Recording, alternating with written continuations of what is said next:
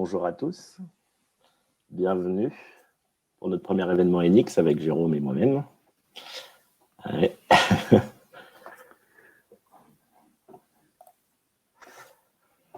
Ouais, alors vous avez bien vu assez rapidement que vous pouvez nous parler dans le chat.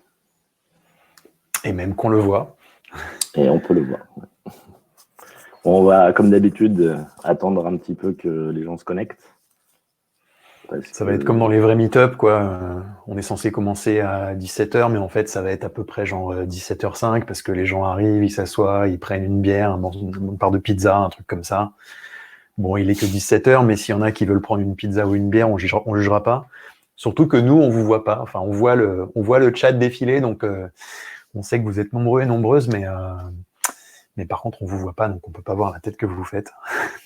On pourra pas savoir si vous riez à nos blagues, si vous avez l'air de comprendre ce qu'on raconte, ou si vous êtes plutôt en train de vous arracher les cheveux. Bon, pour répondre à la question, oui, le meet-up est enregistré, et quelques minutes après la fin du meet-up, vous allez recevoir normalement un petit mail avec le lien vers le replay. Et puis on le mettra sur YouTube dans les jours qui viennent. Enfin, le temps de le mettre sur YouTube, en fait. Ça dépendra si je suis courageux demain ou si j'attends la semaine prochaine. Mais tu es toujours courageux, Aurélien. Je te remercie.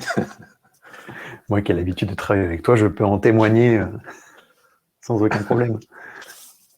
Je sais pas si c'est du courage, mais du plaisir déjà, c'est sûr. De l'abnégation, de la détermination. On a donc des gens de Montréal aussi. Salut Anthony. Ce qui est assez sympa, peut-être un fan de Thomas de Coca de Mine. Peut-être pas. Alors, on ne peut pas dire bonjour à tout le monde, hein, parce qu'il y a quand même il y a 120 inscrits pour l'instant, enfin 120 personnes connectées. Ou alors on pourrait faire l'appel, on prend la liste des inscrits et puis on appelle. Comme à la formation, genre, mais pourquoi vous n'étiez pas là? Exactement.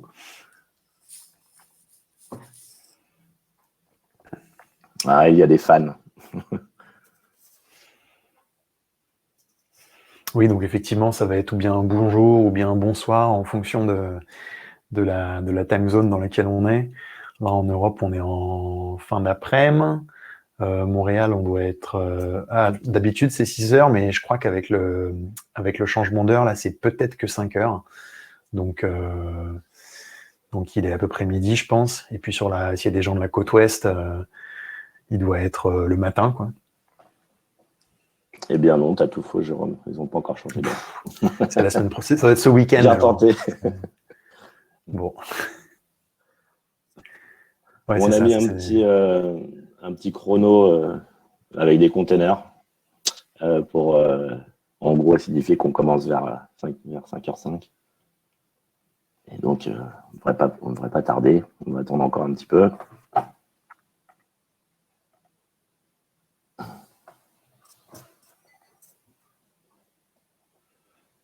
En tout cas, merci d'avoir répondu aussi nombreux.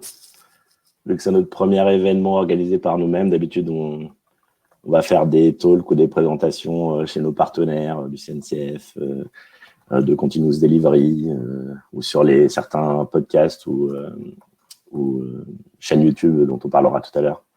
Et donc là, c'est le premier. On est content d'organiser ça et qu'il y ait autant de monde, de motivés apparemment. Bon, après, je dis ça, mais c'est surtout Jérôme qui va artiller du Kubernetes tout à l'heure.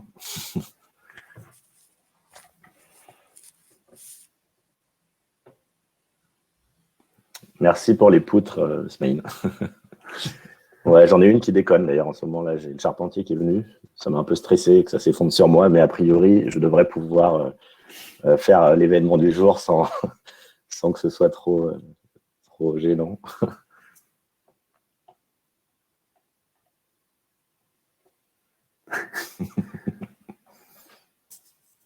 Est-ce que je vais faire un cluster Kubernetes from scratch? Non, là je vais utiliser des clusters Kubernetes déployés à coup de KubeADM et de Terraform, comme ce qu'on fait quand on fait les formations. C'est par simplicité, hein. Une fois que j'ai écrit mes scripts pour déployer des clusters Kubernetes, je les utilise, je les réutilise en large, en long, en travers, je les rentabilise à fond. Je crois que c'est quasiment la seule manière que je connais de déployer de Kubernetes maintenant. Alors, le chrono s'est arrêté. Ça veut dire qu'il est 17h05. On va peut-être laisser un tout petit peu de bonus parce qu'il y a encore des gens qui se connectent, mais on ne va pas trop traîner parce que l'objectif, c'est pas de vous retenir jusqu'à 22h, même si je suis sûr que Jérôme prendra un plaisir certain à répondre à des questions. Non, pas 4 heures. Bon. Mais en tout cas, on va essayer de pas trop déborder. Et donc, du coup, pour ça, il faut commencer pas trop tard. Et donc, voilà, on va peut-être y aller. Et alors, donc, comme le rappelle le petit slide, alors moi c'est en haut à droite, je ne sais pas si vous aussi c'est en haut à droite. Il y a 2 talks. Le premier, c'est moi qui vais faire un petit lightning talk que j'ai appelé présentation éclair pour faire français puisque c'est le thème du jour, la communauté française. Donc j'essaierai de faire rapide pour que ce soit pas trop rébarbatif pour tout le monde. Les slides, vous pourrez les retrouver après la présentation de toute façon. Et puis après, ce sera Jérôme qui, pendant 42 minutes, très précisément, fera sa présentation et avec une séance de Q&A pour répondre à toutes vos questions. On espère qu'il y en aura plein. Bon, on va y aller. Jérôme, tu nous fais un petit thème de Zelda, peut-être? Allez, on n'avait dit pas le thème de Zelda. Attends. Tac. Effectivement, si on voulait annoncer un peu la couleur.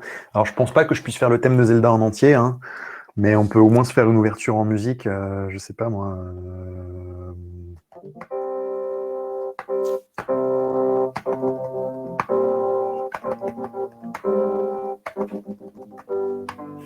Voilà, on va dire que ça suffira. Merci. Moi qui aime bien le piano, ça a l'air quand même spécial ton truc. C'est à mi-chemin entre une guitare, un accordéon, un piano. Ça se base sur un Raspberry Pi qui ne tourne pas sous Docker en dépit des apparences. C'est open source, ça s'appelle Griod et c'est assez cool. Mais bon, je pense que vous n'êtes pas venu pour m'entendre jouer de la musique douteuse sur un instrument de manufacture non moins douteuse. Donc, du coup, je vais prendre le relais parce que je suis sûr que tout le monde est venu pour mon Lightning Talk, hein, bien entendu. Bon, je me permets de passer ça en plus grand. Voilà, bon, donc, merci d'être là. En fait, ça va être un talk dans lequel je vais vous présenter là où on peut trouver les bons contenus DevOps et Cloud Native français, ou en tout cas francophones. L'idée m'est venue à force de discuter avec un bon nombre de gens de la communauté qui partageaient des contenus super intéressants. On s'est dit que c'était utile de partager ce qu'on avait pu remarquer de pertinent sur le net pour pouvoir parler de nos technologies. Donc là, c'est pour la petite blague. Quand je suis arrivé chez Enix, donc avant, je travaillais pas ni dans le cloud, ni dans le DevOps et le cloud native. J'étais dans le CDN, dans tout ce qui est réseau de distribution de contenu. Et quand je suis arrivé, on m'a dit, tiens, ton bizutage, si tu dois apprendre ça. Et on m'a montré le landscape CNCF, où il y a donc, je ne sais pas combien d'ailleurs de centaines de technologies différentes, donc cloud native, mais aussi DevOps, puisque les deux mondes se rejoignent. Et donc, du coup, face à cette grande difficulté, je me suis forcément appuyé sur mes collègues, mais aussi j'ai parcouru le net à la recherche de contenu intéressant. Et c'est là que j'ai commencé à côtoyer, en tout cas à rencontrer les différentes communautés dont je vais parler aujourd'hui. Donc là, c'est un petit slide qui fait un peu le panorama, à savoir que dans ma presse, je peux évidemment pas parler de tout ce qui se fait sur Internet, donc c'est pas exhaustif. On sera preneur de votre feedback s'il y a des gens qu'on a oubliés qui proposent des contenus intéressants et qu'on pourrait donc partager tous ensemble. Donc je reviendrai plus en détail sur chacun par la suite. Ce qu'il faut retenir, c'est que c'est vraiment axé DevOps Cloud Native. Il y a plein de contenus tech plus larges en français sur le net, très intéressant. Mais là, j'ai voulu vraiment me focuser sur les gens qui parlaient du cloud, du DevOps, de tout ce qui était automatisation, de tout ce qui est infrastructure moderne, on va dire. Alors, premier petit slide, c'est un classique pour échanger, partager sur nos thématiques. Les meet-up. Alors, les meet-up, j'ai précisé en ligne avec une petite bière qui tire la gueule parce que, vu la situation, on peut malheureusement pas forcément se retrouver en vrai. On est obligé de faire des présentations, typiquement comme celle d'aujourd'hui. Je vais pas faire la liste de tous les groupes Meetup qui sont devant moi, mais vous pourrez la récupérer à la fin. Nous, de notre côté, comme on est basé sur Paris, chez Nix, on a on connaît mieux les groupes parisiens du CNCF, de Kubernetes, de Continuous Delivery. Maintenant, il y a vraiment des super groupes Meetup un peu partout en France, et l'intérêt si on peut parler d'un intérêt lié à la situation Covid, c'est que en fait, on peut découvrir des Meetup différents qui proposent des contenus très intéressants. Voilà, donc vous avez la liste. Ensuite, première initiative dont je voulais vous parler, celle de Xavier, donc Xavier Pestel, qui fait la chaîne YouTube Xavki. Donc Xavier, c'est un peu le Terminator des tutoriels tech relatifs au DevOps et au Cloud Native, puisqu'il est capable quasiment de nous faire une vidéo tous les jours. Donc voilà, avec quand même quasiment 1000 vidéos, je crois maintenant, plus de 20 000 abonnés. Donc sur sa chaîne YouTube, ce que j'ai fait, je l'ai fait pour chaque slide. J'ai mis ce que j'ai appelé un featured link, ça fait stylé, qui en gros est parmi les multiples ressources disponibles, là en l'occurrence sur la chaîne de Xavier. J'en ai sélectionné une, à chaque fois une, que je voulais un peu mettre en évidence pour diverses raisons. Là, donc typiquement, il y a une suite de tutoriels très intéressantes sur Traffic que j'ai cité là puisque c'est un peu notre sujet du jour. Une deuxième chaîne YouTube intéressante relative au DevOps et au Linux même plus globalement, celle de Thomas, donc qui est basé à Montréal, je ne sais pas s'il est connecté, mais donc du coup qui s'appelle Cocadmin parce que Thomas est fan de Coca-Cola. Je préfère préciser pour qu'il n'y ait pas de malentendu. Je veux dire, la petite marque de fabrique de Thomas, c'est que c'est vraiment un style décontracté, convivial, ce qui ne lui empêche pas d'aborder des sujets sérieux, admin système, donc Linux, cloud, automatisation, etc. Et un bon exemple pour connaître le style de Thomas, c'est ce talk, cette vidéo qui présente, relative à la création de Git, qui est assez rigolote, la petite histoire. Et typiquement, Thomas commence sa vidéo en étant allongé par terre ou sur son canapé, je ne sais plus. Voilà. Une autre initiative vraiment importante sur le net français, c'est ce que j'ai appelé ici la Compagnon du DevOps et Radio DevOps. En fait, c'est pour évoquer la communauté des Compagnons du DevOps, créée il y a de ça pas mal de mois maintenant par Christophe Chaudier et Thomas Michel, il me semble. Et en fait, leur idée, c'était de créer une communauté d'entraide francophone pour pouvoir partager et s'entraider, mais aussi développer la culture DevOps en entreprise, avec les questions récurrentes de qu'est-ce que ça veut dire faire du DevOps, qu'est-ce que ça implique comme structuration dans l'entreprise, entre les équipes, etc. Donc, c'est une démarche globale d'entraide. Et j'ai voulu mettre l'accent sur ce qui me semble être vraiment quelque chose d'intéressant dans ce que Christophe et Radio DevOps et les compagnons DevOps proposent, c'est le côté pratique vertueuse. C'est-à-dire que c'est très tech comme chaîne et comme podcast, mais il y a aussi une mise en avant des aspects typiquement autour de l'écologie, de la souveraineté, du compagnonnage et du mentorat, ce genre de choses. Voilà, et typiquement, j'ai mis en lien en avant, sur les conseils de Christophe d'ailleurs, l'épisode de Radio DevOps, donc le podcast, qui présente justement toute la démarche. Voilà. Je vous invite à y faire un saut, comme un peu d'ailleurs, comme toutes les initiatives dont je parle aujourd'hui. Une autre chaîne YouTube, celle de Nicolas, nommée Krusty Hack, pardon. Voilà, Nico, il fait des démos, il fait des vidéos très tech avec des démos, un peu comme le fait Jérôme, et avec un focus particulier sur Kubernetes, sur tout ce qui est cloud native. Et j'ai mis en évidence ici un lien qui parle, on va dire, de certaines technologies cœur dans le cloud native, typiquement Prometheus et Helm, en plus de Kubernetes, puis Grafana un peu plus global. Krusty Hack, c'est une chaîne YouTube, mais c'est aussi un channel Discord, et puis même il y a un blog sur lequel Nicolas poste du contenu régulièrement.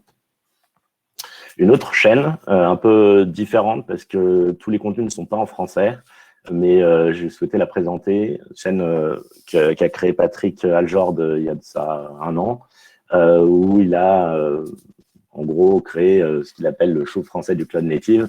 En gros, là, c'est pas forcément français, mais au contraire, il invite des invités internationaux reconnus vraiment sur chacune des technologies qu'il aborde. Voilà, donc c'est très qualitatif, on va dire, et même si il a couvert jusqu'à présent une vingtaine de vidéos, c'est vraiment intéressant. Jérôme était passé pour présenter la commande kubectl debug sous Cube quand elle était encore en alpha, et ça avait été un talk sympa. Là, j'ai mis un petit slide de transition parce que donc là, l'initiative suivante nous a évoqué pas mal de choses, nous, en interne chez Enix. En gros, je pense que vous avez tous déjà un peu croisé notre mascotte, le Monkey Enix, d'une part. Ce que vous savez peut-être pas, c'est qu'on est globalement fan de musique. Typiquement, Jérôme qui fait le thème de Zelda avec je sais plus combien d'instruments différents. Mes collègues sont aussi des gros fans d'électro. Donc là, vous avez la petite capture de ce qu'on a dans nos bureaux. Voilà, et quand on mixe de l'électro et des monkeys, en fait, très naturellement, on atterrit sur des électro-monkeys. Et en fait, ça, c'est Stéphane Beuret, alors qu'on ne s'était pas du tout, on ne se connaissait pas à l'époque d'ailleurs. Quand il a lancé son podcast, et ben, en fait, il a mis en avant à la fois le côté électro et le côté monkeys.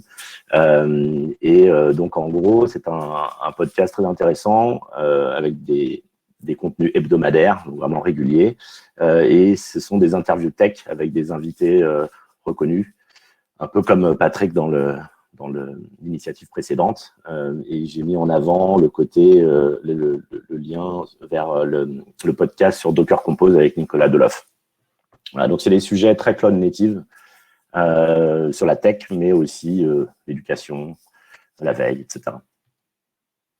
Une autre initiative, c'est un podcast, là encore, c'est le podcast DevOps, qui est assez ancien, qui s'est un peu arrêté l'année dernière, qui a repris en début d'année assez fort. Sa particularité, c'est qu'il y a souvent plusieurs invités, et donc ça fait un peu, on débat autour de la table, donc c'est très sympa, c'est autour des actualités, des sujets DevOps, et je vous ai mis en avant le lien sur le podcast relatif à Kubernetes, est-ce que c'est une révolution ou un buzz marketing? Le titre était volontairement provoque, mais le podcast est vraiment très sympa où justement les invités parlent de leurs différentes perceptions des conteneurs, de ce que ça peut signifier, voilà, par rapport à la virtualisation, par rapport à tout ce qu'on peut automatiser sans forcément être compatible cloud native, etc. Voilà, dernière initiative que je voulais présenter, c'est celle de Aurélie Vache, parce que je la trouve très chouette. C'est très visuel, donc c'est Understanding Kubernetes in a Visual Way. Donc c'est pour l'instant en tout cas très centré sur Kubernetes, et donc c'est une façon d'expliquer les concepts de Kubernetes de façon didactique et avec des dessins, c'est très sympa. J'avais aussi envie de parler de cette initiative parce que Aurélie, elle est Duchesse Leader. Ça renvoie à l'association Duchesse France qui promeut les femmes dans la tech. Et donc, c'est une belle initiative et Aurélie en est une des représentantes. Et donc, voilà, merci pour ce contenu rafraîchissant et dessiné. Voilà pour les principales chaînes.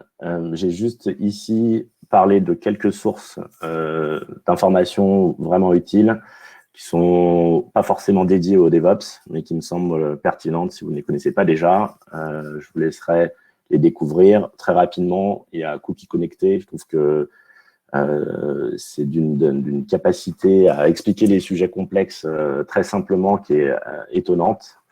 Et puis, peut-être mettre en avant aussi Benoît Gantôme, avec qui j'ai discuté plusieurs fois sur tout ce qui est veille et la possibilité, comment faire en sorte que tous les gens qui sont dans la tech partagent plus aisément et plus facilement, à travers de blog posts, toutes leurs connaissances. Voilà, avant de vous laisser, c'était un peu rapide, du coup, vous pourrez retrouver les slides dans le questionnaire après l'event où je vous ai demandé un petit feedback pour nous aider sur nos futurs events. On mettra sur notre site aussi. Je voulais aussi mentionner la liste sur GitHub créée par Stéphane Beuret de ElectroMonkeys inspiré de Awesome Kubernetes, qui liste justement toutes ces initiatives. Donc, il y a celle que je vais présenter aujourd'hui, mais il y en a d'autres. Et libre à vous, évidemment, de compléter. Voilà, et puis la petite citation de Xavier qui disait peut-être que ce call où on parle de toute la communauté permettra à d'autres personnes d'être motivées à partager de la même façon qu'ils le font de leur côté. Voilà, et du coup, maintenant, c'est à Jérôme de prendre le relais. Ok, tac. Et alors, il y a une question qui a été posée qui est assez intéressante sur pourquoi toutes ces ressources en français alors que la littérature technique est en anglais. Est-ce que tu veux répondre? Est-ce que tu veux que je réponde? Comment tu le sens? Vas-y. Ouais, je vais me tenter, je vais tenter de me lancer. Effectivement, il y a une dizaine d'années, quand on me demandait, par exemple, tiens, t'as pas des ressources pour apprendre Linux ou de la programmation, etc. Très souvent, je disais, il va très probablement falloir se mettre à l'anglais parce que toute la Bible, entre guillemets, toutes les docs de référence sont en anglais. Et puis, en 10 ans, les choses ont quand même bien changé. Comme Aurélien vient de le prouver, c'est qu'on a plein de supports d'excellente qualité en français maintenant. Alors, je pense que c'est génial parce que déjà, on parle pas tous et toutes anglais couramment. Que ce soit, disons qu'en France, en général, même si on a tendance à s'améliorer depuis l'époque où j'étais sur les bancs de l'école, mais on a tendance à être pas trop mauvais en anglais écrit. Par contre, à l'oral, c'est un peu plus chaud. Par exemple, mon expérience perso, c'est que avant d'aller vivre aux US, mon anglais écrit était assez correct, donc je pouvais sans problème lire de la doc, même écrire de la doc, ça allait. Par contre, écouter un talk, c'était largement au-dessus de mes capacités. Et du coup, avoir des ressources du type talk, podcast, vidéo, tuto, etc. en français, je pense que c'est une valeur énorme et ça va aider plein de gens qui sont pas forcément des brutes en anglais à pouvoir s'approprier les technos et tout. Donc, je pense que c'est génial, quoi.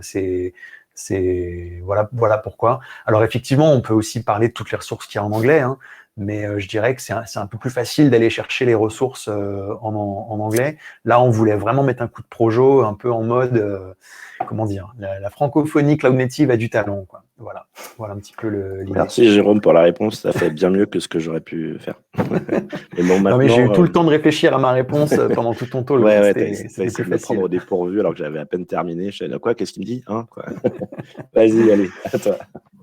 Bon, eh bien, donc on va attaquer un petit peu ça. Alors on va parler de trafic, Cert Manager, Let's Encrypt, Kubernetes, et puis on va mélanger un peu tout ça dans une espèce de shaker et voir ce qu'il en sort. Je suis Jérôme Petazzoni. J'ai travaillé pendant 7 ans chez Docker, ce qui fait très longtemps. Les années de start-up, c'est un peu comme les années pour les chiens. Je crois qu'on multipliait par 7. Donc, ça fait comme si j'avais bossé un demi-siècle chez Docker, ce qui explique pourquoi j'ai l'air très fatigué. Je suis aussi cofondateur de Enix, un des fleurons du cloud native français, n'est-ce pas? Et puis j'aime bien, évidemment j'aime bien ce que je fais, donc j'aime bien l'infrastructure, j'aime bien aussi partager ce que je fais, j'aime bien l'enseignement, faire des formations, etc. Puis j'aime aussi la musique et la bidouille, donc pour les gens qui étaient là les premières minutes, j'ai massacré les premières mesures du thème de Zelda sur un instrument de musique bricolé avec un contrôleur MIDI, un Raspberry Pi et quelques milliers de lignes de code de Python. Mais bon, c'est pas de ça que je vais parler aujourd'hui. Aujourd'hui, on va parler de containers et en particulier donc de TLS et de choses comme ça. Alors, je vais commencer par faire un petit rappel sur ce que c'est que les ingress. On va parler donc de TLS, donc certificat TLS. On va parler aussi de CSR, de Certificate Signing Request, pour faire un petit rappel sur comment ça se passe pour obtenir un certificat. On va parler d'un truc qui s'appelle le ACME HTTP 01, ce qui fait un peu mal à la mâchoire. On va parler de Certbot et ensuite, on va rajouter donc des composants dans tout ça, les ingress avec trafic, Cert Manager, des annotations, et puis on verra un peu où tout ça nous emmène. Alors, j'ai une première question, un petit peu en mode sondage, disons, de ce côté-là. Question, qu'est-ce que vous utilisez pour gérer vos ingress sur Kubernetes ? Donc normalement, il y a un truc sondage qui a dû s'afficher là. Je crois que c'est Aurélien en régie qui envoie les sondages. Donc voilà, les réponses possibles sont ou bien je ne sais pas ce que sont que les ingress de quoi tu me parles, ou bien j'utilise du YAML, ou bien fait à la main, ou bien avec des scripts ou autre, ou bien j'utilise kubectl create ingress, ou bien la réponse D, j'utilise autre chose. Bon, alors comme on peut le voir, la majorité des gens font ça à coup d'YAML. Et puis, il y a aussi quand même un bon paquet de gens qui font ah, attends, de quoi on parle là? Qu'est-ce que c'est que ces espèces d'ingress? Donc, OK, on est bien dans la tendance. C'est à peu près ce à quoi je m'attendais. Donc, on va parler un petit peu des ingress. Qu'est-ce que c'est que les ingress? Les ingress, c'est un moyen de faire rentrer du trafic HTTP dans un cluster Kubernetes. Bon, ingress en anglais, ça veut dire entrer dans, donc voilà, c'est une porte d'entrée dans le cluster. Alors, là, ça se contraste avec les services, dans la mesure où les services, ça vous parle peut-être, les services cluster IP, node-port, load balancer, etc., on est au niveau 4, c'est-à-dire on joue avec de l'UDP, du TCP, mais on ne regarde pas ce qu'il y a dedans, alors qu'avec un ingress, on est au niveau 7, quand on prend le fameux modèle en couche, là, et en particulier, donc on est au niveau HTTP. Ce que ça veut dire, c'est qu'avec un ingress, on va pouvoir orienter le trafic en fonction de header HTTP, du host vers lequel ça va, même des chemins vers lesquels les requêtes sont envoyées. Alors, on va essayer de se faire une petite démo vite fait, là. Alors, voyons voir. J'ai donc plouf, là j'ai un beau cluster Kubernetes tout neuf avec un ingress controller. Et puis, je vais créer quelques petites applications. Donc, on y va. Je crée un déploiement que j'appelle Hello avec l'image Nginx. Je l'expose sur le port 80. Et puis ensuite, pareil, on va en créer quelques autres. Allez, on va mettre by. Alors, si vous vous demandez comment reproduire toutes ces tests, toutes ces démos, il suffit d'un cluster Kubernetes, tout ce qui est de plus ordinaire. Et voilà, il n'y a rien de vraiment magique dans ce que je montre là. Là, ce que je vais faire, je vais créer des déploiements, alors que je vais appeler SkyBlue. Je vais utiliser une image qui s'appelle donc JPTedzo WebColor. C'est une image qui va servir juste une page qui est colorée avec le nom du déploiement. Alors là, ça fait peut-être un petit peu abstrait, mais ça veut dire que non, c'est pas Light Blue que je voulais, c'était Light Pink. Ça veut dire que vous allez voir, quand je vais me connecter sur SkyBlue, il va m'envoyer une page web bleu ciel, et que je vais me connecter sur Light Pink, il m'enverra une page web rose clair. C'est super pratique pour faire des démos de blue-green deployment, mais genre au sens propre, quoi. On passe du container green au container blue. Ensuite, on va exposer ça. Lui, c'est sur le port 8000 que ça se passe. Et puis SkyBlue, pareil. Voilà. Bon, donc là, j'ai un paquet de pods qui tourne, j'ai des services, cool. Et puis, maintenant, on va exposer tout ça avec des ingress. Alors là, ce que j'ai fait, c'est que mon cluster, j'ai fait pointer un nom de domaine dessus. Et ce nom de domaine, c'est digbot.fun. Alors, si je fais hello.digbot.fun, vous voyez, là, pour l'instant, ça me met un 404 page not found parce que j'ai pas créé d'ingress, j'ai rien configuré, donc 404. Maintenant, on va créer les ingress. Alors, je jette un petit coup d'œil à ma commande. OK. Alors, à quoi ça va ressembler? Donc, je fais un kubectl create ingress. Root all the things. Alors, soit dit en passant, cette commande kubectl create ingress, c'est un truc nouveau en kubectl 1.20. Si vous êtes avec un kubectl plus ancien, il faut se palucher un peu d'YAML pour créer cet ingress. Mais si vous êtes avec un kubectl récent, à ce moment-là, vous pouvez router votre trafic comme ça, ce qui est quand même vachement plus sympa. Donc pareil, on va mettre by.digbot.fun. Je l'envoie sur by port 80. Et puis ensuite, ce qu'on va voir, c'est qu'on peut aussi router des URL. Donc par exemple, blue, /blue, je vais l'envoyer sur mon service SkyBlue.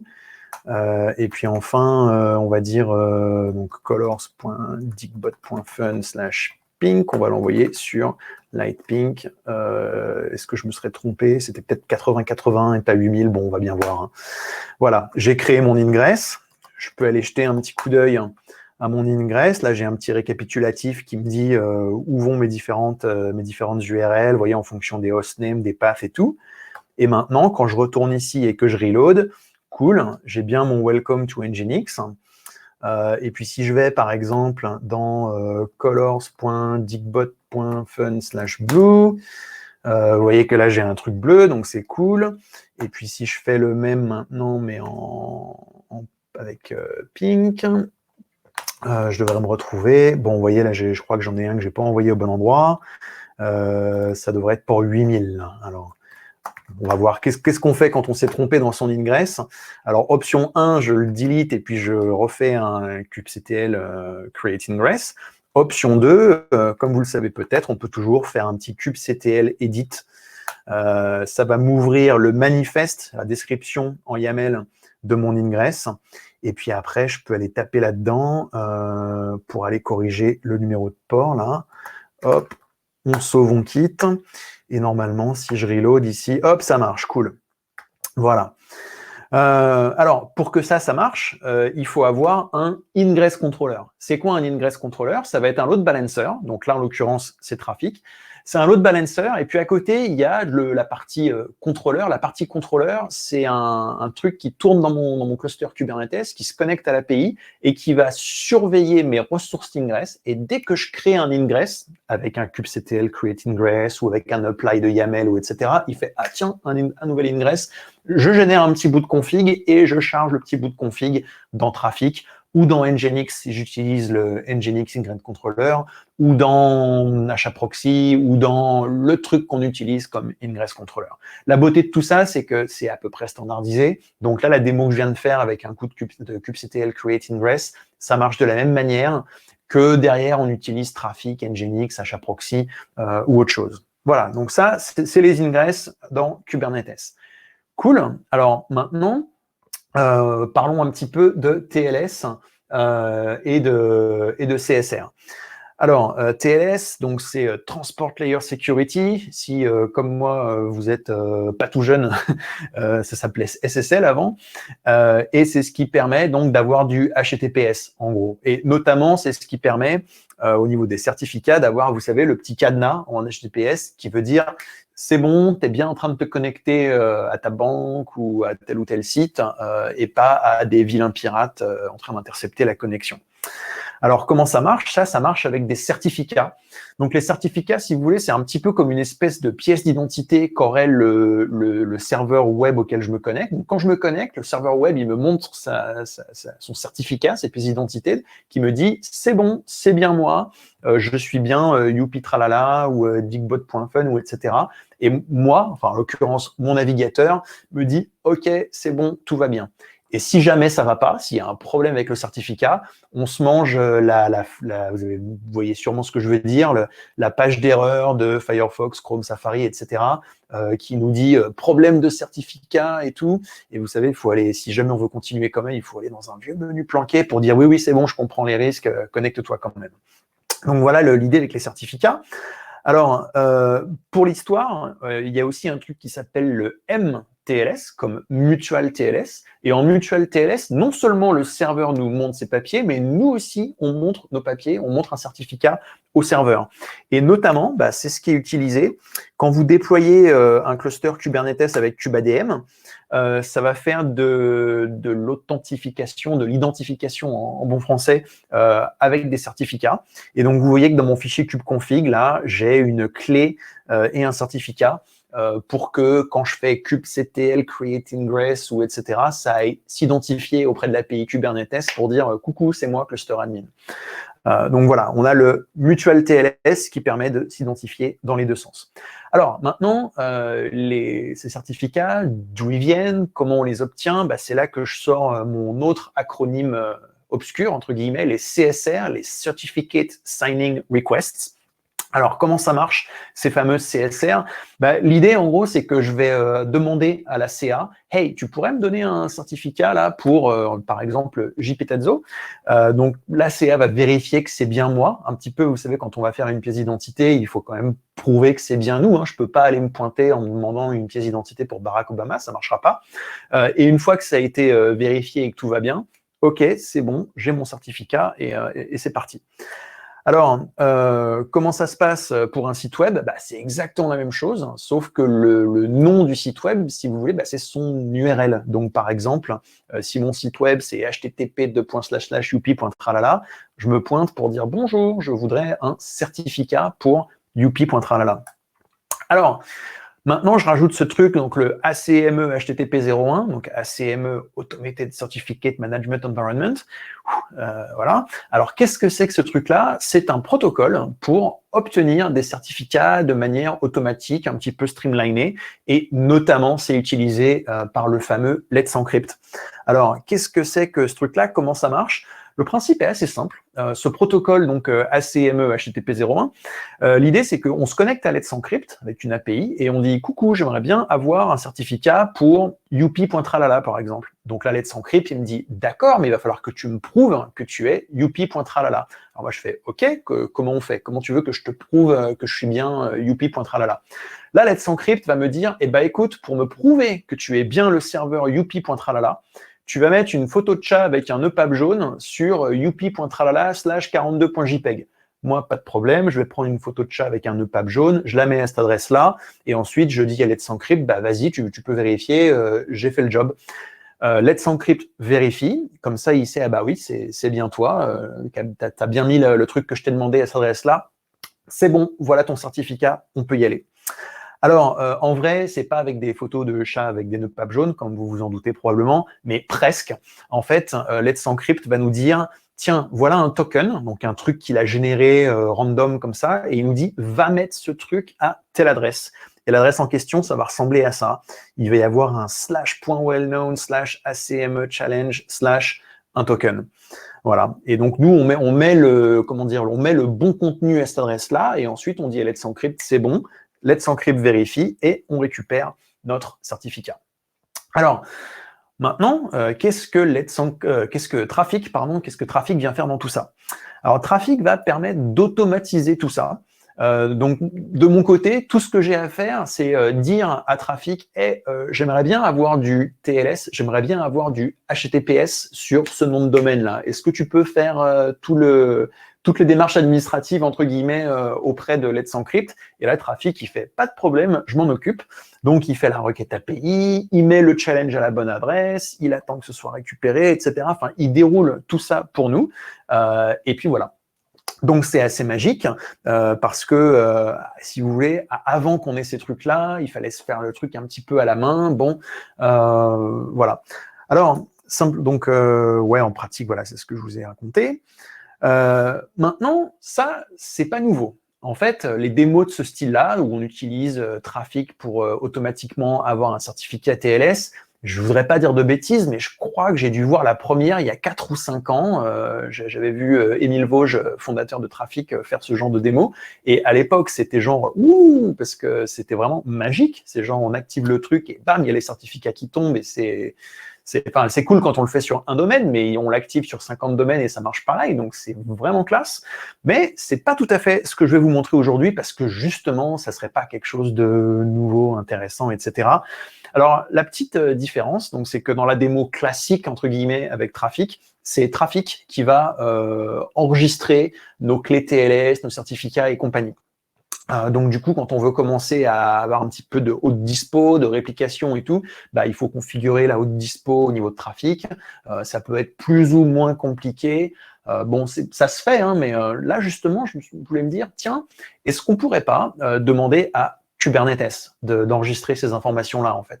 Parce que Kubernetes, il a déjà son plan de contrôle avec etcd, avec le moyen d'enregistrer tout un tas de trucs. Est-ce que je pourrais pas enregistrer mes clés et mes certificats TLS dans Kubernetes? Oui, on peut, et justement, c'est ça que je vais montrer aujourd'hui. Et pour ça, spoiler alert, on va devoir balancer un truc qui s'appelle Cert Manager. Mais d'abord, petit sondage comme ça pour prendre un peu la température. Aujourd'hui, comment est-ce que vous récupérez vos certificats? Alors, première réponse, j'ai pas de certificat. Deuxième réponse, trafic plus Let's Encrypt. Troisième réponse, trafic plus Let's Encrypt plus Cert Manager. Ou bien D, la réponse D, vous utilisez autre chose. Alors, pour l'instant, on a une majorité de gens qui utilisent autre chose. Là, j'aurais peut-être dû mettre des réponses un peu plus fines entre, je sais pas, on a peut-être des gens méga rockstar qui font du Volt avec une CA et des choses comme ça, ou peut-être aussi des gens qui font ça de manière un peu plus old school en récupérant des certificats de manière un peu plus manuelle. Je sais pas. Là, faudrait que ça mériterait de creuser un petit peu. Il y a aussi une petite minorité de gens qui utilisent déjà Cert Manager. Donc, si vous ne l'avez pas déjà fait, je vous conseille d'ouvrir une bière parce que j'ai l'impression que du coup, je vais pas vous apprendre grand-chose pour ces gens-là. Mais bon, allons-y quand même. Alors, première chose, je vais parler un petit peu de Certbot. Alors, Certbot, c'est quoi? C'est un petit outil pour faire du Let's Encrypt, en gros. C'est un peu le petit outil en ligne de commande ultra basique, mais ultra efficace pour aller obtenir des certificats avec Let's Encrypt. Et alors, là, ce que je vais faire, je vais donc obtenir un certificat à la main. Alors, pour ce faire, je vais aller sur un autre cluster qui, lui, s'appelle elfzip.fun. Ouais, c'est ça. On y va. Voilà. Et là, donc, je vais lancer ce brave Certbot. Alors, je ne vais pas taper la ligne de commande complètement parce que sinon, je pense que ça ne sera pas très rigolo. Donc, on va essayer d'obtenir un certificat pour node1.elzip.fun. Là, il faut que je mette ma vraie adresse email. Parce que sinon, Let's Encrypt, il va faire « mais qu'est-ce que tu racontes ?» Et ensuite, alors, je copie-colle la ligne de commande, mais je vais quand même vous raconter un petit peu ce qu'elle fait, parce que sinon, ça va être... Alors, qu'est-ce qu'on fait là? Je lance Certbot dans un container, parce que depuis que j'ai bossé chez Docker, je ne sais plus lancer les choses ailleurs que dans des containers. C'est comme ça. Donc, j'utilise l'image certbot/certbot. Je lui mets comme argument certainly, donc c'est une commande de Certbot. On lui dit en gros, obtiens juste un certificat, va pas faire des trucs compliqués derrière, du genre configurer des serveurs web et tout. Tu me récupères un certificat et puis c'est tout. Après, je lui passe sur la ligne de commande mon adresse mail.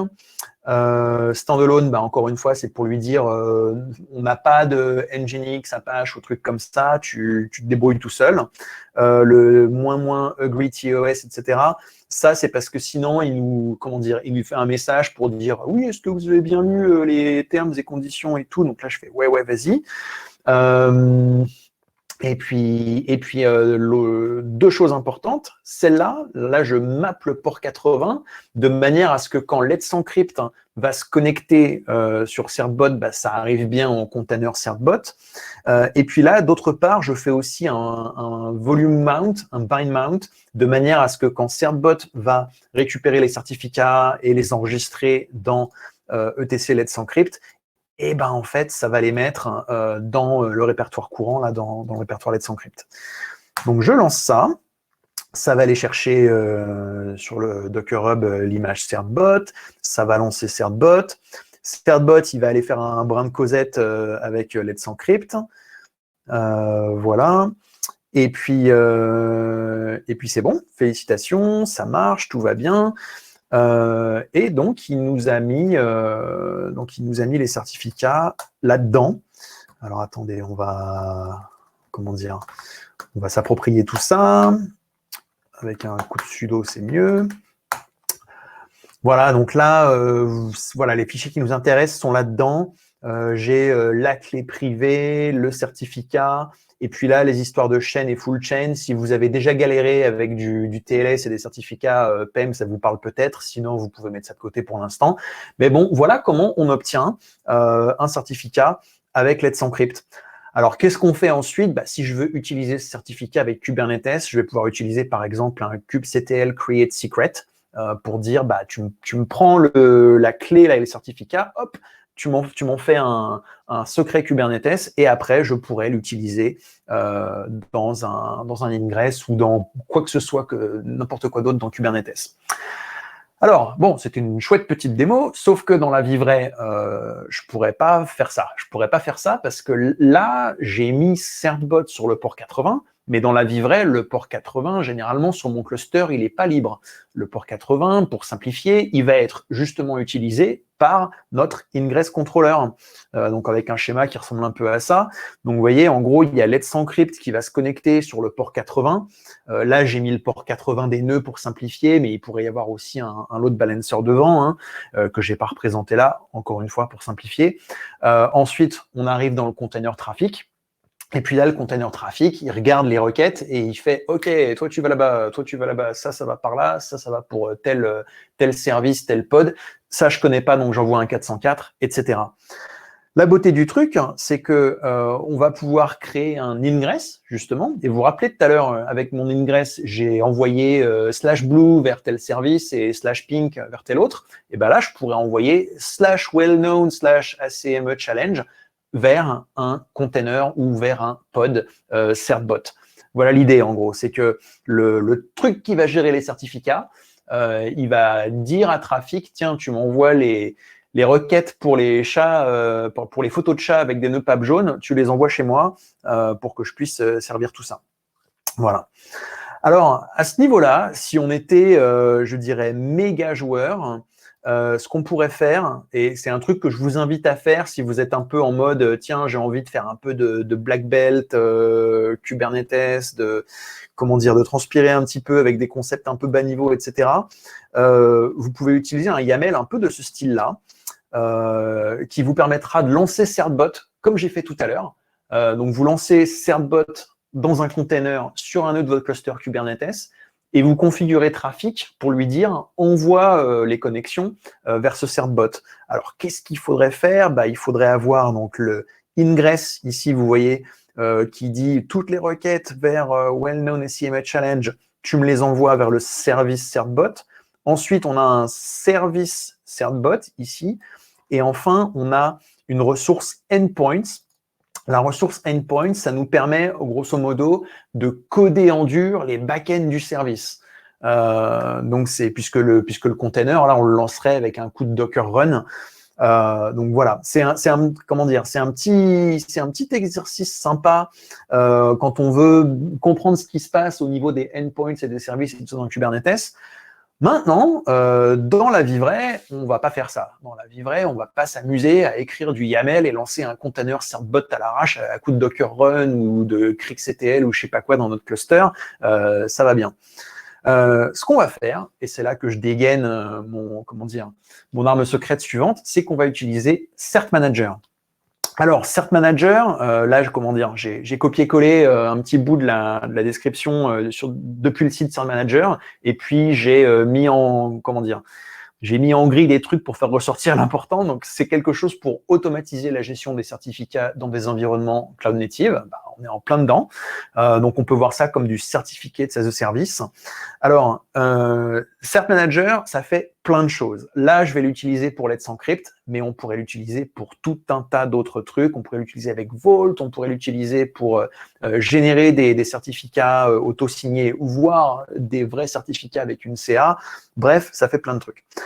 Alors, du coup, je vous pose, je crois qu'on en est à la troisième question sondage. Est-ce que vous connaissez, ou plutôt, est-ce que vous utilisez déjà Cert Manager?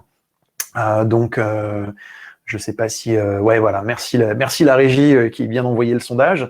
Donc là, oui, vous l'utilisez déjà avec Let's Encrypt, oui, avec Vault, oui, avec autre chose, ou non, pas du tout.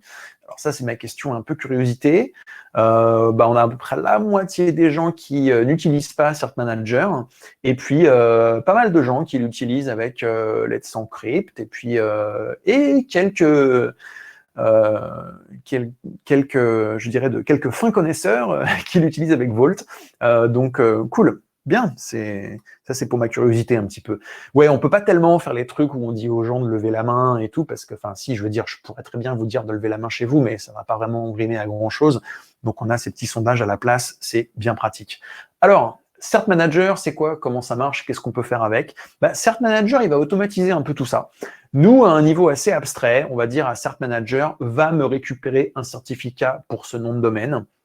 Et Cert Manager, il va faire toute cette petite danse-là avec Let's Encrypt pour récupérer le certificat correspondant. Ou avec autre chose que Let's Encrypt, si on veut utiliser autre chose. Hein. Mais dans mon exemple, là, ça va se passer avec Let's Encrypt. Alors, on va essayer de faire une petite démo avec tout ça. Alors, étape numéro 1, je vais devoir installer Cert Manager. Alors, je ne vais pas taper cette URL. Pareil, hein, j'espère que vous ne voudrez pas, mais je vais le copier-coller parce que voilà. Alors, l'URL là que je vais utiliser, pour info, c'est juste c'est les instructions d'installation officielles de Cert Manager. Quand vous allez dans la doc Cert Manager, installer Cert Manager sur Kubernetes, voilà, vous faites un kubectl apply et c'est parti. Si vous êtes fan de Helm, il y a aussi un Helm chart pour Cert Manager, donc ça peut marcher aussi. Voilà. Ensuite, il va falloir configurer Cert Manager. Alors, comment on fait? On va avoir besoin de créer deux choses. On va avoir besoin de créer un cluster issuer, donc en gros un truc pour dire à Cert Manager comment tu vas aller chercher les certificats. Et ensuite, on va aller créer un certificat ou une demande de certificat, on pourrait dire. Alors, pour me faciliter la vie, ce que je vais faire, c'est que je vais aller chercher deux petits exemples de YAML, là. Ces exemples de YAML, ils sont sur ma repo container.training, qui est une repo publique. Hein, donc pareil, il n'y a rien de secret dans tout ça. Donc le premier élément, c'est ça. C'est donc un cluster issuer. Donc ça, si vous voulez, c'est un petit bout de config pour Cert Manager. Donc là, je vais lui donner mon adresse mail, parce que c'est ce qu'il va utiliser quand il va causer avec Let's Encrypt. Et puis, c'est à peu près tout ce que j'ai besoin de customiser là-dedans. Ensuite, je vais apply ce YAML, ce qui veut dire, en gros, je charge cette configuration dans Cert Manager. Et puis ensuite, je vais créer donc un certificat. Alors, mon certificat, ça va être pour, on va dire, lol.elfzip.fun. Donc là, elfzip.fun, c'est le domaine que j'ai associé à ce cluster Kubernetes. elfzip.fun, voilà. Alors, si vous vous demandez pourquoi des noms de domaine en .fun, c'est parce que pour faire les démos comme ça, j'utilise des noms de domaine, mais vraiment pas chers. Et les .fun, en ce moment, ils sont à 3 $. Donc, voilà. Et alors, pour la petite histoire, pourquoi utiliser, entre guillemets, un vrai nom de domaine ici? C'est pour des histoires de quotas avec Let's Encrypt. Parce que Let's Encrypt vous file des certificats gratos, mais vous en avez droit à 50 par domaine par semaine. Donc du coup, pour être vraiment peinard, c'est bien d'utiliser son propre domaine plutôt qu'un domaine partagé avec d'autres gens, d'autres projets, etc. Ça permet d'éviter de se taper du rate limiting, des quotas et compagnie. Autre petit détail, vous vous demandez peut-être, alors attends, pourquoi est-ce que là, on a 3 fois le nom de domaine? Alors la première fois, c'est juste le nom du certificat dans Kubernetes. Donc là, on pourrait mettre absolument ce qu'on veut, c'est juste le nom de l'objet dans Kubernetes. Là, secret name, ça va être le nom du secret dans Kubernetes. Donc, pareil, on pourrait mettre absolument ce qu'on veut. Et là, DNS name, celui-là, c'est le plus important parce que c'est, comment dire, c'est pour ce nom-là que Cert Manager va aller obtenir un certificat. Donc, celui-là, par contre, faut vraiment mettre le vrai nom de domaine, quoi. Voilà, ensuite, on apply ce petit YAML-là. Et puis ensuite, on attend de voir un petit peu ce qui se passe. Et puis, en fait, on pourrait attendre longtemps. Si je fais un kubectl get all, qu'est-ce qu'on a de beau là? Alors, qu'est-ce qu'on voit? On voit que j'ai un pod CMACME HTTP Solver. Qu'est-ce que c'est que ça? Ça, si vous voulez, c'est, on va dire, l'équivalent local de Certbot. C'est l'équivalent de Certbot, mais pour Cert Manager. Donc, c'est un mini serveur web qui va servir des JPEG de chat avec un EPUB jaune, enfin, qui va servir le challenge, vous savez, la well-known SCME challenge. Qu'est-ce que j'ai d'autre? J'ai un service correspondant, ok, cool. Et puis, j'ai aussi un ingress. Et si je vais regarder de plus près cet ingress, vous voyez que cet ingress, il dit, alors, il faut envoyer tout ce qui va sur lol.elfzip.fun/well-known ACME challenge, etc., etc., etc. Et ben, tout ça, il faut l'envoyer sur le fameux CMACME HTTP Solver, donc le fameux petit pod en question. Donc, vous voyez, en fait, ce qui s'est passé là, c'est que on a Cert Manager qui a mis en place tous ces trucs-là, là, le pod, le service, le ingress. On peut faire un petit watch. Voyons voir watch kubectl get. Vas-y, montre-moi les pods, les services, les ingress, ça va être cool. Voilà, j'ai tout ça qui est en place. Et je peux peut-être même demander les certificats. Voyons voir, certificates, voilà. Et puis là, mon certificat, il n'est pas ready. Là, en gros, ça, comment dire, ça marche pas, c'est coincé, il manque quelque chose. Alors, qu'est-ce qui manque? Eh ben, on va essayer de comprendre ce qui manque, justement. Voyons voir, si je fais un petit describe sur mon ingress, voilà, lol.elfzip.machin, /well-known, tralala, tralala. Donc là, ce qui se passe, c'est que j'ai ce brave Let's Encrypt qui est en train d'essayer de se connecter à cette URL-là. Et là, vous voyez, connexion refusée. Ah bah oui, en fait, je n'ai pas encore déployé mon ingress controller. Je n'ai pas encore déployé trafic sur ce cluster. Et donc, du coup, il n'y a rien qui reçoit la connexion. Bien. Eh ben, on va faire un petit kubectl apply. Donc, pareil, j'ai dans la repo que j'ai cloné tout à l'heure, hein, j'ai plein de YAML et j'ai entre autres un YAML pour déployer trafic. Il n'y a rien de trop sorcier dedans, il est un tout petit peu adapté pour se simplifier la vie, pour des démos comme ça. Voilà, et là, vous voyez maintenant que si je fais mon curl, vous voyez que quand je fais mon curl, maintenant, ça me renvoie bien le fameux challenge. Et donc maintenant, qu'est-ce qui se passe? Et bien maintenant, en gros, il y a, Let's Encrypt, il retente le coup à intervalles réguliers. C'est-à-dire que régulièrement, Let's Encrypt va recontacter cette adresse-là, cette URL-là. Et donc là, voilà, ça y est, il vient de retenter et cette fois-ci, il vient de tomber sur le challenge. Du coup, il a bien envoyé le certificat à Cert Manager et maintenant, là, mon certificat, il est en true et du coup, bah, c'est bon, quoi. Alors, c'est bon. Maintenant, qu'est-ce que je peux faire avec ce certificat? Qu'est-ce qui s'est passé déjà? Il a mis le certificat dans un secret. Là, vous pouvez voir, donc j'ai un secret qui s'appelle lol.elfzip.fun de type kubernetes.io.tls. Et si je vais jeter un coup d'œil dedans, je vois que j'ai un tls.key et un tls.cert. Et surtout, ce qui est fun, c'est que je vais pouvoir utiliser ça avec mon ingress controller. Alors, démo, comment je fais? On va essayer de ne pas se tromper. Voyons voir. Déjà, on va se créer vite fait un petit déploiement. Ça va être quoi la couleur du moment? Ça va être purple. Donc, purple, en utilisant l'image JPTazo WebColor. Alors déjà, pour faire un peu en mode, rien dans les mains, rien dans les poches, on va aller sur lol.elfzip.fun. Là, on se prend un 404 page not found. OK, cool. Maintenant, donc, j'expose mon déploiement Purple. Il me semble bien que le port, c'est 8000. Et puis ensuite, je vais créer un ingress que je vais appeler toujours Purple.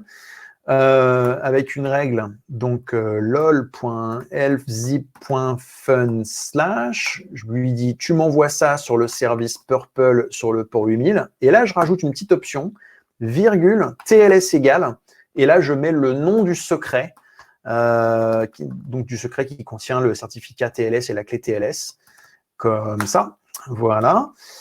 Et maintenant, si je recharge ici, bingo, on a bien du violet, c'est cool. Alors, on a bien du violet, c'est cool, mais on n'est pas encore en TLS, là. Vous voyez, je suis allé en HTTP par S, et donc, j'ai un certificat avec une petite barre dessus. Alors, voyons ce qui se passe si on y va en HTTPS. On se mange le fameux warning qui me dit « Hey, dis donc, Bob, ton certificat, il n'est pas bon, là ?» Alors, pourquoi il n'est pas bon, mon certificat? Bon, je jette un œil. Unknown issuer, vas-y, montre-moi ton certificat, là. Ah oui, staging Let's Encrypt. C'est parce que quand j'ai configuré mon Let's Encrypt, je lui ai dit d'utiliser le mode de staging, le mode de test. Bon, eh ben, on va corriger ça. On va corriger ça vite fait. Alors, comment je vais corriger ça? Eh ben, il va falloir que je me crée une deuxième configuration pour Cert Manager qui va correspondre cette fois-ci à Let's Encrypt Production. Parce que dans Let's Encrypt, quand vous demandez des certificats, vous pouvez le demander à un vrai certificat de prod, mais il y a aussi tout un environnement de test, donc de staging, qui vous donne entre guillemets des faux certificats, mais qui est très pratique quand vous voulez faire des tests et pas avoir de problème avec les fameux quotas dont je parlais tout à l'heure. Comme ça, vous pouvez essayer autant que vous voulez en staging sans vous casser les dents sur les quotas. Et une fois que vous êtes sûr de votre coup, hop, on passe en prod. Alors voilà, on apply ça. Ensuite, je vais éditer mon certificat ici et je vais lui dire, ben, tu vas me prendre Let's Encrypt Production. Voilà, on apply le bazar. Et puis ensuite, on peut faire un petit kubectl get all. Vous voyez, là, il y a le solver qui est en creating. Non, je ne peux pas faire un -w sur un kubectl get all, évidemment, ça serait trop beau. Voilà, donc là, il est running. Donc là, il y a Cert Manager qui est à nouveau en train de faire un petit brin de causette avec Let's Encrypt. Et puis, d'ici quelques secondes, si tout va bien, on va obtenir un nouveau certificat, mais cette fois-ci de production. Et ça va être super chouette. Alors, voilà, terminating, OK. Bon, comme je suis chaud bouillant, je vais directement tenter un reload ici, et ça passe. Et cette fois-ci, vous voyez qu'on a bien le petit cadenas qui me dit c'est bon, c'est secure, c'est vérifié par Let's Encrypt, tout va bien. Voilà. En fait, ce petit bout-là de la démo, je l'aime bien parce que ça montre que quand je mets à jour là, mes histoires de issuer, de certificate et tout, vous avez vu, j'ai pas eu besoin d'aller faire des deletes et des choses comme ça. Cert Manager a bien fait le job. C'est une des moultes raisons pour lesquelles j'adore Cert Manager, c'est qu'il y a plein de petits trucs comme ça qui montrent que ça a été bien pensé, que que ça a été conçu, écrit, maintenu par des gens qui s'en servent pour de vrai. C'est un vrai plaisir à utiliser. C'est un tout petit peu de grattage de tête au début pour monter les deux bouts de YAML là, mais après franchement ça se passe super bien. Voilà, c'était ma déclaration d'amour à Cert Manager. Alors, on a récupéré notre certificat, c'est plutôt cool. Alors, juste pour faire un petit point d'étape, parce qu'il est quand même 18h, donc j'imagine qu'il y en a peut-être qui se demandent, attends, là, où est-ce qu'on en est, qui regardent leur montre et tout. On a quasiment terminé. Je vais parler encore des annotations, qui est un moyen d'automatiser tout ça encore mieux. Ensuite, je vais parler d'un exporteur Prometheus pour vérifier les dates d'expiration de certificats. Après, on va conclure et après, on fera le Q&A. Donc, je vous dis pour que vous puissiez situer un petit peu.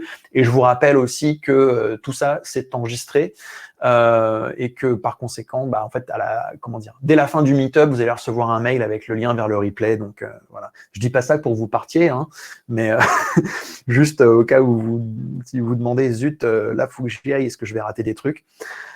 Alors, revenons un peu donc à nos moutons. Les annotations, qu'est-ce que c'est? Alors, de manière générale, les annotations dans Kubernetes, c'est un moyen de, entre guillemets, de gribouiller quelque chose, de coller un post-it, si vous voulez, sur un objet Kubernetes. Mais alors, sur n'importe quoi. Vous pouvez mettre des annotations sur des nodes, sur des services, sur des déploiements, sur des pods, sur des ingress, justement. Vous pouvez mettre des annotations sur tout ce que vous voulez. Et justement, la beauté du truc, là, c'est qu'on peut mettre une annotation comme celle-là, donc certmanager.io cluster issuer. Cette annotation, si vous voulez, de base, elle ne fait rien. C'est vraiment juste, imaginez, on colle un post-it sur l'ingress, mais Cert Manager, lui, il va voir cette annotation, il va faire « Ah, tu veux que j'aille te choper un certificat pour ton ingress, là? Pas de problème, je suis sur le coup. » Alors, comment ça va marcher? Eh ben, on va se faire à peu près la même démo, mais cette fois-ci, on va sortir du jaune à la place du yellow. Donc, kubectl create deploy yellow, en utilisant toujours l'image jptazo webcolor. Ensuite, on l'expose. Yellow, donc sur le port 8000. Et ensuite, on crée l'ingress, yellow, avec une rule qui va dire, alors on va prendre yellow.elfzip.fun.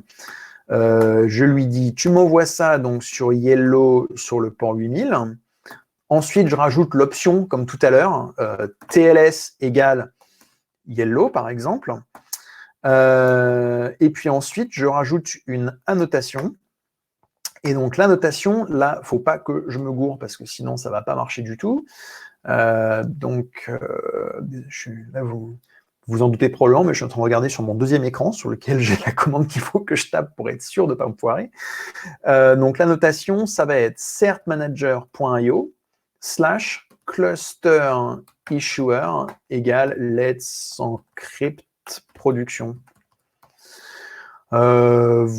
Voilà. Et puis ensuite, on regarde ce qui se passe. Donc, normalement, on va avoir sous peu, voilà, vous voyez le pod, la CM, ACME, HTTP Solver qui débarque. Voilà, il tourne. Donc là, maintenant, ça cause avec Let's Encrypt. Et puis, alors la question à 30 000 points, c'est que je ne sais pas si là, j'ai le droit de mettre TLS égale yellow, bon, ou s'il faut que je mette le nom de domaine entier, mais on va bien voir. On va tenter comme ça. Je vais donc dans mon navigateur, je me connecte sur yellow.lfzip. Ah, not found, bam, ça m'apprendra. Alors, qu'est-ce qui ne va pas? On me fait un petit peu de débugage, je regarde mes ingress. J'ai bien mon yellow.elfzip.fun.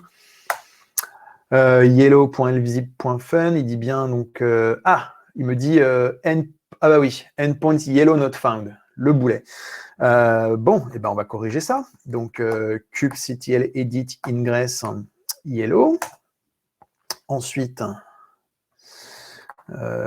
yellow comme ça, et puis alors le secret name, on va le laisser comme ça. Hein. Je pense que ça devrait. Puis on va voir. Voilà, ok. Donc là, j'ai bien le pod yellow. Et maintenant, si je tente en HTTPS, eh ben, ça marche aussi. C'est cool, c'est génial. Voilà. Alors, donc, la bonne nouvelle avec cette histoire, c'est que j'ai juste eu besoin de mettre une annotation.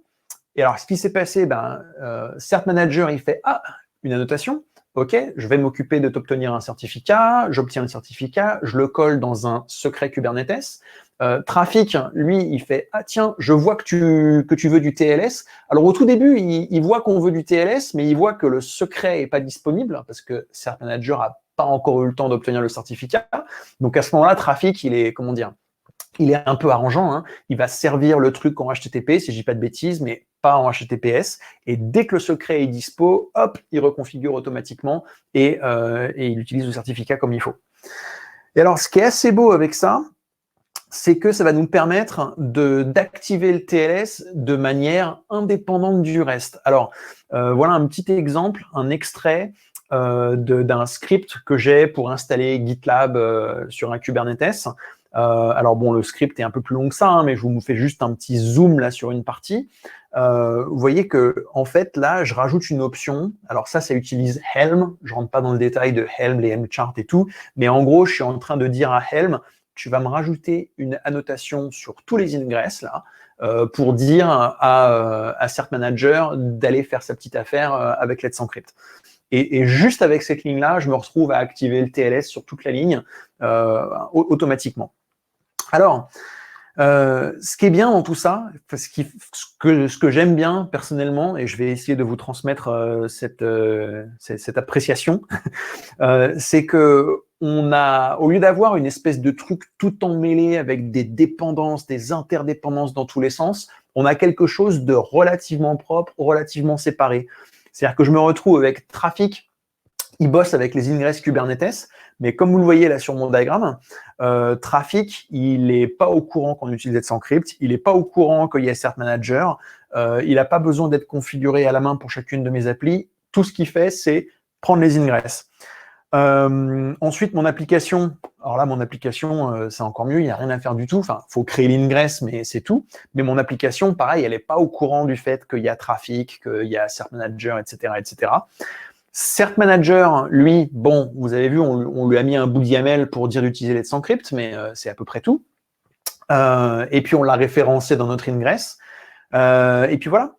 Donc, ce que j'aime bien dans une architecture comme celle-ci, c'est qu'on va être capable de remplacer les composants indépendamment les uns des autres, sans que, vous savez, le fameux plat spaghetti où on tire un truc et il y a tout qui vient, quoi. C'est-à-dire que là, si jamais je veux utiliser autre chose que Let's Encrypt, pas de problème. Si jamais je veux utiliser autre chose que Trafic, pas de problème.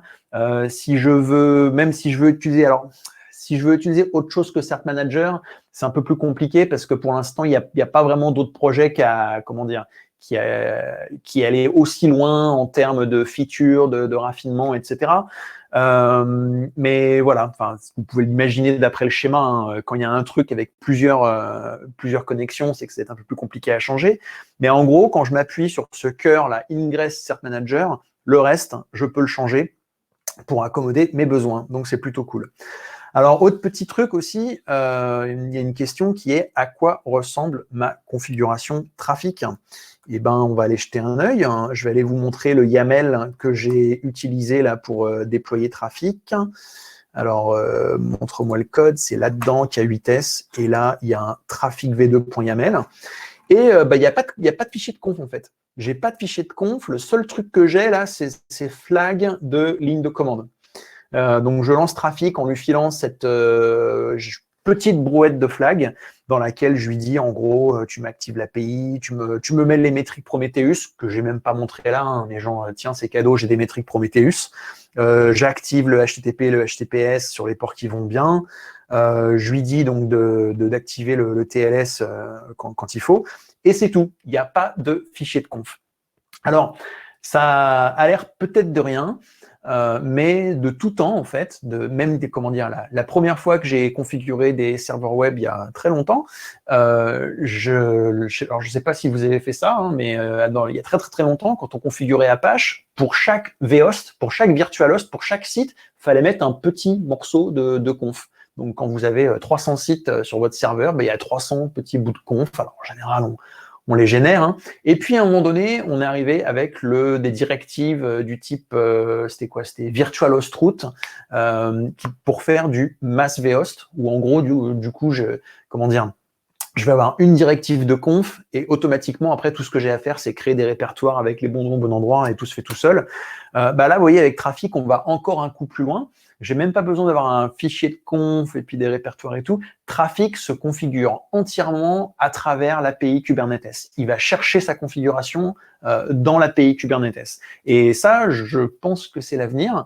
Pourquoi? Parce que j'ai encore des souvenirs, voire, on pourrait dire, des cicatrices de l'époque où donc, je travaillais chez .cloud, qui ensuite est devenu Docker. On faisait du platform as a service, comme chez Heroku, Clever Cloud, etc. Et quand on a donc à peu près entre 10, 20 000, 50 000 sites sur 100 000 containers et des brouettes, on se retrouve avec nos sites qui sont configurés quelque part dans une base de données XYZ. Et à partir de ça, il fallait générer une conf Nginx. Conf Nginx qui faisait entre 50 et 100 mégaoctets les beaux jours. Donc, vous imaginez un peu la tête du Nginx quand on lui file un fichier de conf de 50 mégas. Il y arrive, hein, parce que Nginx, c'est du code russe, donc c'est solide, mais ça toussait quand même un petit peu. On avait des frontaux où je rigole pas, hein, mais la moitié du CPU sur les frontaux, c'était lié au parsing de la conf. Si vous prenez le CPU dans le temps, comme ça, et que vous faisiez le calcul, 50% du CPU, c'était juste parce que les frontaux passaient leur temps à recharger leur conf. Alors, si vous vous dites que ça fait un petit peu préhistorique, je vous rappelle que c'était il y a quand même 10 ans. Hein. Depuis, les technos ont énormément évolué. Depuis, on peut configurer Nginx avec du Lua, avec des API, etc. Et puis depuis, on a des outils comme Trafic qui ont intégré ça, mais c'est c'est dans leur ADN, quoi. C'est d'être configuré directement avec des API. Donc voilà, du coup, après le mouvement serverless et no code, je lance le mouvement configless et no conf, des composants comme ça qui se configurent tout seuls. Alors, petite conclusion. Je vous ai montré une méthode qui, certes, n'est pas la plus simple pour obtenir des certificats, parce que vous voyez, il y a quand même pas mal de composants. Si vous allez voir les belles démos qui sont faites côté pur trafic, entre guillemets, sans Cert Manager, ça a l'air vachement plus simple parce qu'il y a juste trafic, ingress, notre appli et c'est bon. Mais là, ce que j'essaye un petit peu de faire passer comme message, c'est qu'avec cette architecture, on peut remplacer les composants. On peut même, si on a envie, faire tourner côte à côte trafic et un autre ingress, histoire de bencher un peu, comparer, voir comment ça se comporte et tout, et avoir quand même tout le TLS qui tourne comme une horloge suisse. Voilà. Petit bonus avant de conclure pour de vrai. Alors, Cert Manager s'occupe de renouveler les certificats, donc ça c'est chouette, mais un truc que je dis depuis très longtemps, c'est qu'un truc qui n'est pas monitoré, c'est un truc qui ne marche pas. C'est-à-dire que si vous mettez un truc en prod mais qu'il n'y a pas de supervision, c'est comme si vous n'avez rien fait. Hein. C'est comme la blague, oui, mais s'il y a un arbre qui tombe dans la forêt et qu'il n'y a personne, ben pareil, quand il y a pas quand un site n'est pas supervisé, ben, c'est comme s'il n'était pas up. Donc, comment on peut faire pour vérifier que nos certificats, ils sont bien, que tout marche bien et surtout qu'ils ne sont pas expirés. Alors, comment dire, c'est le dernier sondage pour aujourd'hui. Comment est-ce que vous contrôlez la date d'expiration de vos certificats? Alors, il y a la première option, c'est YOLO, le jour où j'ai un warning dans le navigateur, je sais qu'il faut renouveler, donc je renouvelle. Ou bien avec, par exemple, des bouts de tickets, du Jira, des choses comme ça, avec des reminders de calendrier pour se rappeler qu'il faut le faire. Ou bien est-ce que vous utilisez déjà quelque chose comme Certbot, Cert Manager, auquel cas GG, ou bien est-ce que vous avez de la supervision qui vous prévient avant que ça pète, auquel cas GG aussi. Alors, les réponses sont pas mal réparties, hein. C'est bon, c'est pas tout à fait un quart. Il y a un peu plus de gens qui utilisent justement des reminders, des tickets, etc. Pas mal de gens qui font des choses automatiques, pas mal des gens avec de la supervision aussi. Effectivement, bon, vous êtes quand même pas très nombreux à renouveler quand ça pète, mais ça arrive quand même. Je vous remercie pour votre honnêteté parce qu'il y a plein de gens qui auraient dit non, nous, ce genre de choses, ça nous arrive jamais. Mais bon, on sait bien que dans la vie vraie, comment dire, il y a les choses idéales qu'on veut faire et puis il y a la pratique. On n'a pas le temps de tout faire, donc des fois, on laisse des trucs comme ça. Voilà. Alors, pour nous aider, en fait, on avait ce problème-là chez NX. On voulait être un petit peu averti quand on avait des certificats qui n'étaient pas renouvelés. Et comme on est des gros fans de Prometheus, entre autres, on a fait un exporteur Prometheus pour donc exporter des infos sur les certificats, donc entre autres les dates de renouvellement. Donc du coup, bon, pour les gens qui connaissent déjà Prometheus, je pense que vous percutez tout de suite ce que je viens de dire. Si vous êtes moins familier de Prometheus, Prometheus, donc c'est un outil de supervision et notamment de métriques. Et Prometheus, en fait, il va aller collecter des métriques à gauche, à droite et puis ingérer tout ça. Et après, on peut caler des alertes dessus. Donc là, on peut dire à Prometheus, OK, tu vas me chercher là, tous mes certificats. Donc, il faut quand même les définir quelque part. Hein. Et puis ensuite, Prometheus va avoir le bon esprit de nous prévenir avant que nos certificats expirent. Donc après, on peut mettre des beaux dashboards, comme là, par exemple, un petit dashboard Grafana. Voilà, c'est tout ce que je voulais vous montrer aujourd'hui. Bon, on a un petit peu dépassé les 42 minutes, mais j'espère que ça vous a plu quand même. Je vais reprendre un peu ma respiration et puis je vais ensuite attaquer les questions que je vois très nombreuses. Alors, donnez-moi une petite seconde pour m'hydrater et on attaque. Ouais, il y a pas mal de questions. Alors, je ne pouvais pas forcément répondre, et puis je me suis dit que c'était bien d'empiler les questions, et puis il y a sûrement des choses auxquelles tu as répondu au fil de l'eau. Et donc, bien sûr, ouais, bien sûr. Je vais reprendre. Écoute, attends, ce que je vais faire, je vais passer en mode comme ça, puis en mode comme ça, peut-être, voilà. Et puis, je vais... Alors, on y va. Alors, je vous rappelle encore une fois, hein, c'est enregistré, donc même si vous avez posé une question et que vous vous dites « Zut, là, il faut vraiment que j'y aille, mais j'espère qu'il va répondre à mes questions », je vais essayer de répondre à toutes les questions, donc vous pourrez toujours avoir le replay au pire. Donc, première question, est-ce que Trafic pourrait pas stocker les certificats dans un secret directement? Alors, à ma connaissance, ce que va faire Trafic, c'est qu'il va stocker ça dans une espèce de truc interne, mais je ne crois pas qu'ils puissent stocker directement dans les secrets. Après, je me trompe peut-être. Je veux dire, c'est pas parce que j'ai un t-shirt Trafic que je connais tout sur Trafic, mais je crois justement qu'ils stockent ça dans un truc interne, ce qui fait que, voilà. Alors, on peut se demander, mais pourquoi est-ce que Trafic utilise un truc interne alors qu'il y a cette belle base de données Kubernetes à côté? Eh bien, parce que Trafic, ça fait pas que Kubernetes. On peut utiliser Trafic avec du Docker, du Swarm, du Mesos aussi, je pense, ou même standalone. Et du coup, quand on l'utilise dans ces environnements-là, il n'y a pas l'API Kubernetes en backup pour stocker les secrets. Donc, c'est pour ça que Trafic a son truc interne. Voilà. Alors, question suivante. Comment configurer spécifiquement les chiffres, les algos à utiliser ou la conf TLS avec Trafic? Alors, très bonne question. Je crois que ça peut se faire ou bien à coup de flag de ligne de commande ou avec un bout de fichier de conf. J'ai vu des blog posts sur la question, donc je sais que c'est possible. Je ne sais pas comment le faire parce que je n'ai pas creusé plus que ça. Mais oui, ça peut tout à fait se faire. Ce que j'ignore, je ne sais pas si on peut le faire à coup d'annotation ou si c'est carrément global dans la conf, etc. de Trafic. Cela dit, étant donné que Trafic, c'est quand même un truc assez vénère, je suis prêt à parier, bon, pas trop d'argent, mais un peu quand même, que ça peut se faire à coup d'annotation. Si jamais vous avez, par exemple, un site sur lequel vous voulez je sais pas moi, activer seulement certains algos parce que vous voulez être hyper strict, et puis un autre site où vous avez besoin d'être compatible avec des vieilles versions d'Android, du coup, il faut ouvrir un peu les vannes. Voilà, je pense qu'on peut le faire à coup d'annotation. Alors, question suivante, Trafic contre Ingress Nginx, des avis. Alors, c'est une très très bonne question et qui fait couler pas mal d'encre. J'ai envie de dire que l'avantage de ce que j'ai montré aujourd'hui, c'est que ça permet de rendre cette question un peu plus secondaire. Ce que je veux dire, c'est que si jamais on veut gérer les certificats directement avec Trafic, le jour où on change d'ingress, c'est chaud. Alors que là, avec ce que je vous ai montré, a priori, si on passe avec justement le Nginx Ingress, ça devrait marcher tout pareil. Et ça, j'adore, parce que ça veut dire qu'on peut se permettre de faire un petit testing, ou un petit peu de benchmark, un petit peu de A/B testing, vérifier que les features marchent bien, etc. Et switcher entre l'un et l'autre. Et ça peut jouer dans les deux sens. Hein.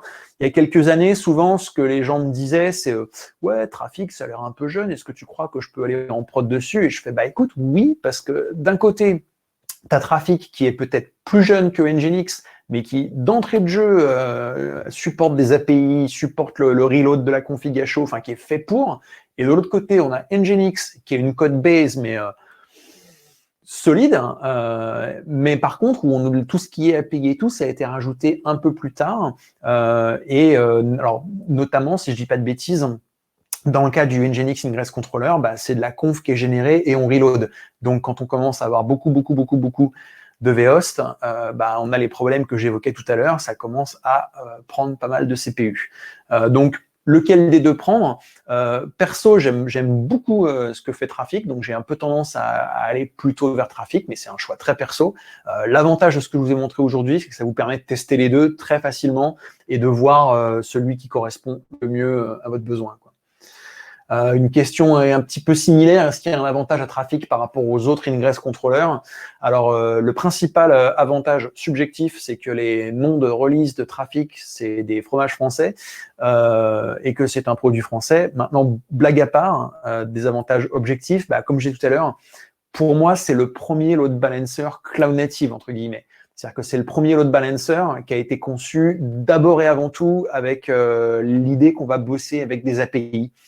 Donc franchement, quand j'ai vu Trafic sortir, moi je me suis dit, j'aurais adoré avoir ça 5 ans avant, quand on était chez .cloud et qu'on faisait les galériens. On avait implémenté un truc en Node.js qui s'appelle Hipachi, c'est Apache pour les hipsters, et qui faisait un petit peu ce que fait Trafic, donc on pouvait le configurer à coup d'API, sauf que c'est du Node, donc les perfs pour du load balancing, c'était pas ouf. Pourquoi on avait pris du Node, pour la petite histoire? Parce qu'on avait besoin de gérer les WebSockets. Et à l'époque, il y avait juste rien qui gérait les WebSockets. Nginx gérait pas les WebSockets. Enfin, c'était un peu la préhistoire, hein. Mais voilà. Donc voilà, avantage de Trafic pour moi, c'est que c'est un peu un load balancer, comme je disais, un cloud native. Voilà.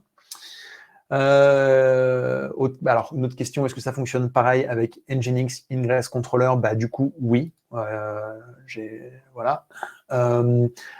Alors, là, on a parlé donc d'applications exposées sur le net avec un nom de domaine public, mais quid des applis internes? Alors, pour les applis internes, il y a plusieurs choses qu'on peut faire.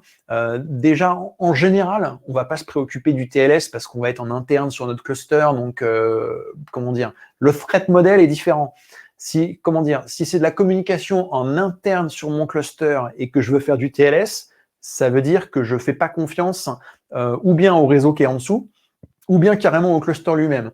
Et donc, quand j'en arrive à ce stade-là, c'est que j'ai un peu d'autres problèmes, quoi, si vous voulez. Donc, on pourrait faire ça aussi pour de l'interne. La difficulté, c'est qu'on ne pourrait pas utiliser Let's Encrypt, ou en tout cas pas de la même manière, puisque il faut que Let's Encrypt puisse se connecter au bidule. Et si le bidule il est interne, ça marche pas. Alors après, on peut trouver des astuces, c'est-à-dire qu'on peut avoir Let's Encrypt qui va pouvoir se connecter juste afin d'obtenir le certificat, après utiliser le certificat en interne. Si on voulait faire du TLS en interne, peut-être qu'on utiliserait plutôt une CA interne, justement, mais voilà, ça peut se faire. Après, deuxième élément de réponse, quand on fait des choses comme ça, genre du TLS en interne, souvent, on veut carrément aller à l'étape suivante qui est de faire du MTLS, du Mutual TLS, donc où le serveur s'identifie, mais le client aussi. Et à ce moment-là, on va carrément dégainer du service mesh. Alors là, on peut ou bien rester du côté de trafic avec un truc qui s'appelle Traffic Connect, ou bien on peut aller du côté de Linkerd, qui est très bien aussi. Ou alors, si on aime bien les poids lourds, et puis si on trouve que Kubernetes c'est trop simple, on peut carrément aller vers du Istio ou un truc comme ça, quoi. Voilà. Question suivante. Alors, si on se trompe et qu'on supprime le secret qui contient les certificats, est-ce que Cert Manager va nous réparer ça? C'est une super bonne question et je vais être honnête, je ne sais pas, mais on peut tester. Je peux faire un petit kubectl delete là du secret. Et puis ensuite, on peut essayer de voir s'il se passe quelque chose. Bon, il n'a pas l'air de se passer quelque chose. Alors, qu'est-ce qu'il faudrait faire? Alors, peut-être que si je bricole un peu mes annotations, je vais pouvoir m'en sortir. Voyons voir, est-ce que je peux éditer mon Ingress Yellow? Bon, j'ai bien une belle annotation, Cert Manager, etc. Alors, je vais tenter un truc comme ça. Je vais enlever l'annotation. Donc, a priori, ça n'a rien fait. Et je vais remettre la notation. Et je me demande si le fait de remettre la notation, est-ce que ça va réveiller Cert Manager ou pas? Bon, ça n'a pas l'air.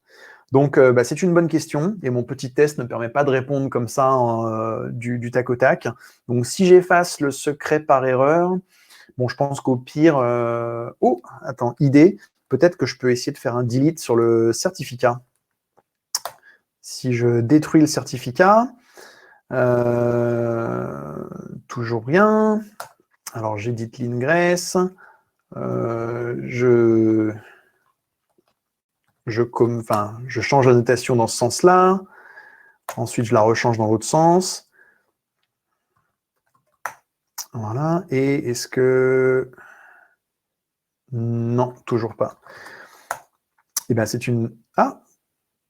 Pourtant, là, le certificat, il existe de nouveau. Il a bien été recréé. Donc, qu'est-ce qui se passe? Describe certificate yellow. Donc, il dit bien secret name yellow. Ah, il a bien recréé le secret. Ouais, ok. Donc, je pense qu'il avait l'information ailleurs que dans le secret et qu'il l'a recréé. Donc, bon, je vais pas, on va pas plonger trop profond pour voir exactement ce qui s'est passé étape par étape, mais bonne nouvelle, si on se trompe et qu'on supprime le secret, on n'est pas foutu, quoi. Voilà. Question suivante, qu'en est-il du renouvellement des certificats? Et là, ça se fait tout seul. Voilà, c'est Cert Manager qui va s'occuper de renouveler les certificats automatiquement. J'ai plus en tête les paramètres, le délai au bout duquel il le fait, mais c'est bon, c'est géré. Donc ça, c'est pas de nouvelle. Ensuite, est-ce que la définition des ingress est identique pour différents ingress contrôleurs, par exemple Nginx et Trafic? Alors oui, pour ce que je viens de montrer là, pour les grandes lignes, oui, ça marche tout pareil. Par contre, on va avoir des petites différences. Par exemple, si on veut faire du canary deployment, vous savez, le truc où on envoie genre 1% du trafic vers la nouvelle version, là, on peut le faire avec Trafic, on peut le faire avec Nginx, mais on le fait de manière différente. Si je dis pas de bêtises, il y en a un, c'est à coup d'annotation, où on dit tu m'envoies tant là et là. L'autre, il faut avoir plusieurs ingress et mettre un poids dessus. Enfin, le canary, par exemple, c'est un truc non standard et du coup, il faut utiliser des méthodes différentes. Donc là, ce que j'ai montré là, ouais, ça marche de Nginx à Trafic sans problème, mais ce n'est pas le cas de toutes les features. Voilà. Ensuite, donc une question, donc du coup, pour confirmer, donc l'avantage de Cert Manager plus Trafic versus Trafic seul. Donc, bah oui, voilà, ça va être d'automatiser la gestion des certificats, mais surtout de l'automatiser d'une manière indépendante de Trafic, ce qui va nous permettre éventuellement de remplacer Trafic par autre chose.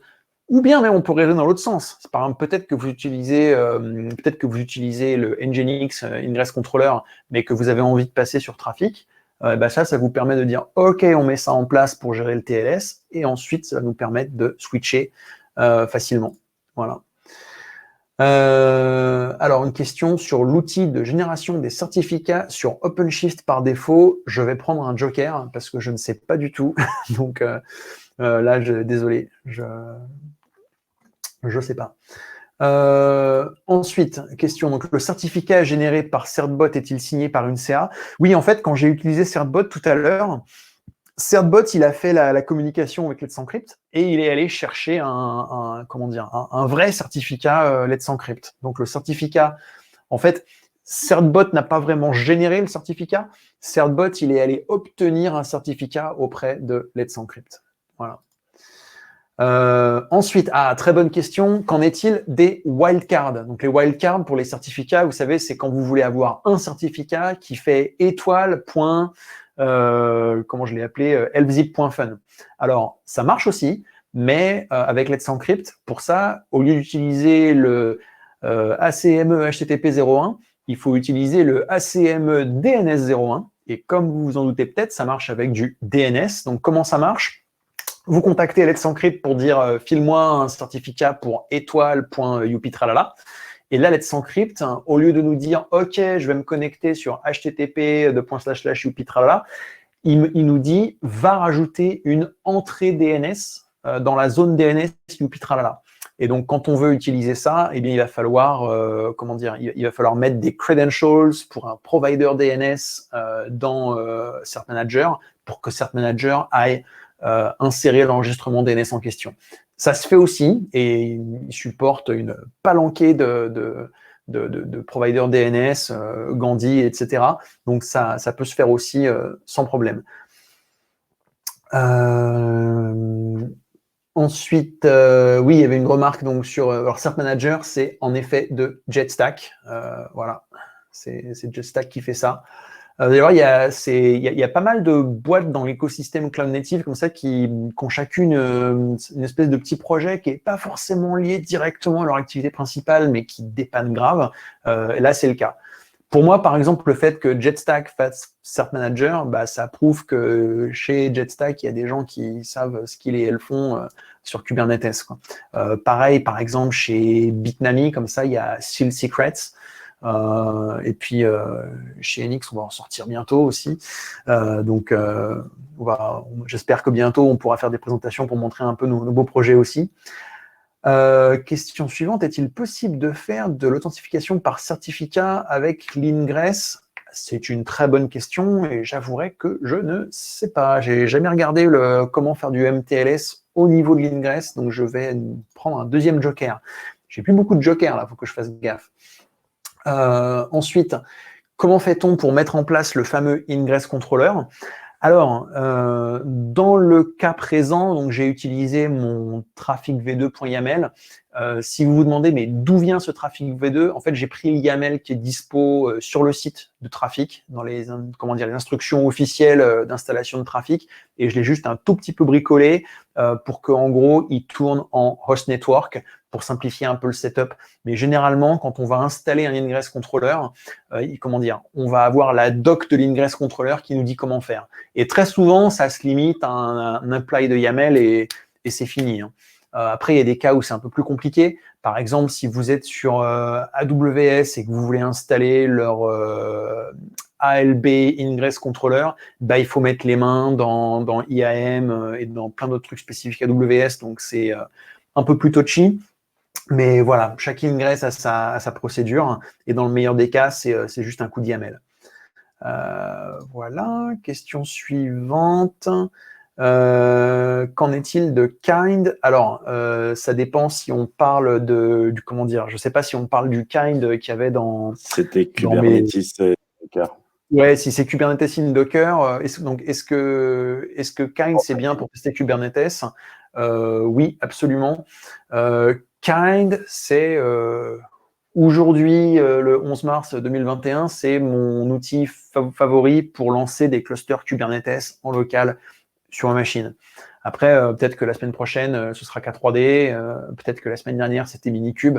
Il y a pas mal d'outils sur le créneau, mais je suis assez fan de Kind, en effet, pour lancer des clusters en local. À chaque fois que j'ai besoin de faire un petit test, mais genre vite fait, hop, je fais un Kind create cluster et 30 secondes plus tard, j'ai mon cluster qui est prêt. Donc, c'est quand même plutôt classe.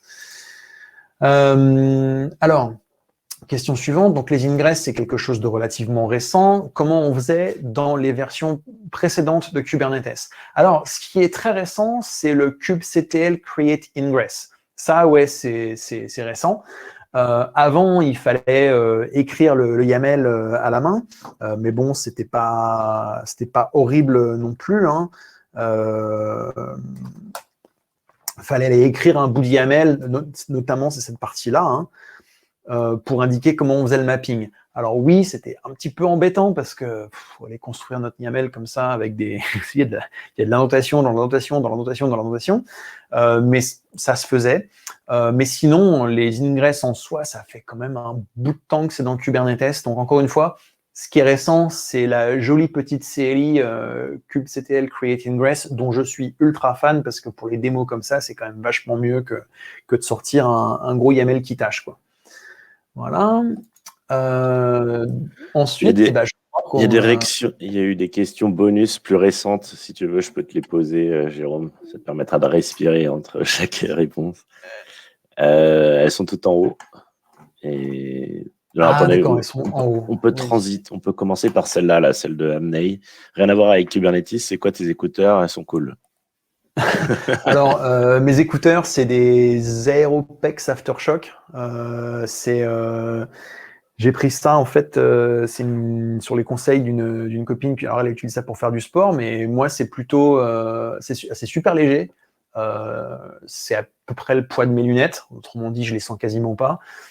Et ça me permet donc d'avoir des écouteurs comme ça que je peux garder... Bon, là, ça va, on fait juste un meet-up, donc ça dure que 2 heures.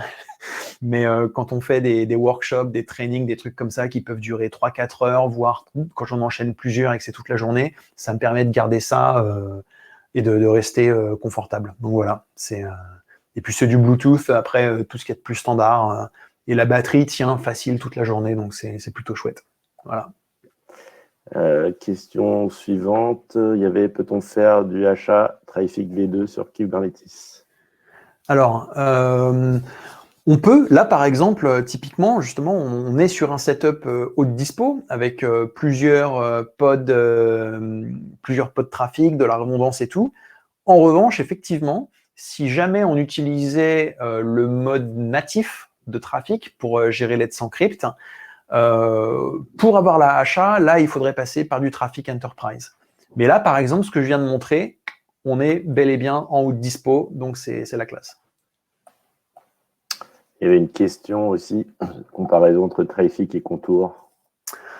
Très bonne question. J'ai pas encore joué avec Contour, donc je prends mon 3e Joker, mais ça fait partie des Ingress contrôleurs qui sont sur mon radar parce que je pense que c'est une bonne techno aussi, quoi. Ouais, bon, ce Joker est accepté, mais question suivante. Est-il possible de faire la même chose, mais avec du trafic non HTTP, TCP avec TLS? Alors, est-ce qu'on peut faire la même chose, mais pour du pas HTTP? Oui, tout à fait. Alors, on peut tout à fait faire la même chose. Déjà, en première approche, par exemple, si jamais je veux me faire ma petite, ma petite tambouille un peu en interne, donc mettons que j'ai une CA en interne, je peux tout à fait utiliser Cert Manager pour me délivrer des certificats utilisant ma CA interne. Ça, il n'y a aucun problème, ça le fait. Ensuite, si je veux utiliser Let's Encrypt, là, à ce moment-là, il faudra que mes certificats, que les noms de mes certificats correspondent à des noms de domaine. Parce que Let's Encrypt, lui, il a besoin qu'il y ait vraiment un nom de domaine pour faire la vérification. Mais ensuite, je peux tout à fait prendre le secret là, dans lequel il y a la clé et le certificat. Je peux très bien le prendre et le claquer ailleurs dans mon Kubernetes. Il n'y a absolument aucun problème.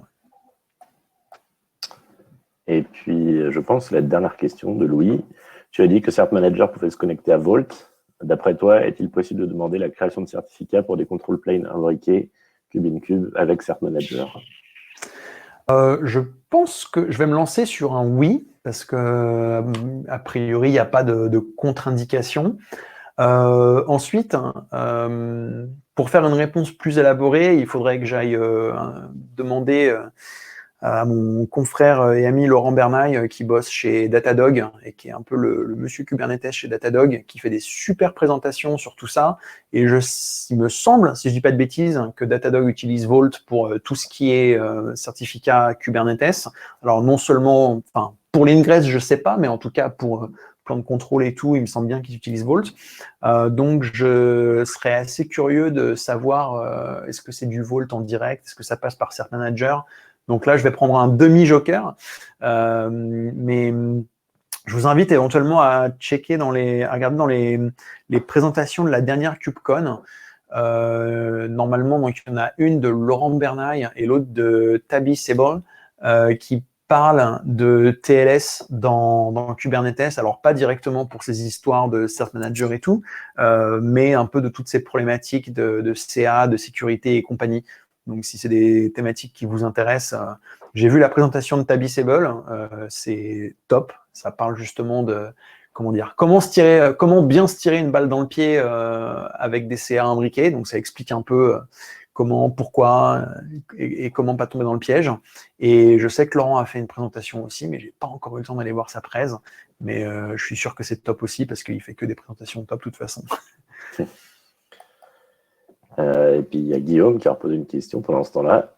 Est-il possible d'utiliser Cert Manager avec un objet IngressRoute? IngressRoute. Waouh, super bonne question. Alors, l'obtention du certificat, ça devrait marcher sans problème, puisqu'il y a Cert Manager qui va récupérer qui va passer par un ingress normal. Par contre, si je fais une ingress route, je pense que je pourrais pas utiliser l'astuce de la notation que je montrais tout à l'heure, parce que Cert Manager, Cert Manager, il est pas au courant que les ingress routes, en fait, c'est des ingress et qu'il faut aller qu'il faut garder un œil dessus. Donc, le coup de la notation, je pense pas que ça marchera.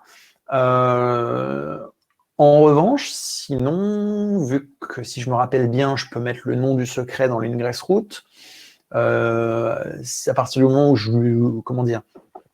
en plus de créer mon ingress route, il faudra que je crée mon objet certificate. Donc, pour rappel, celui-là. Mais si je crée ce truc-là en plus de l'ingress route, ça devrait marcher a priori, ouais.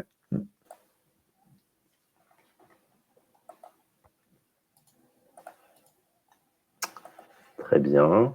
On a fait le tour des questions. Est-ce qu'il y en a des nouvelles? Il y a encore 100 personnes contenues On a tenu la route jusqu'à quasiment 7h moins le quart. Bravo.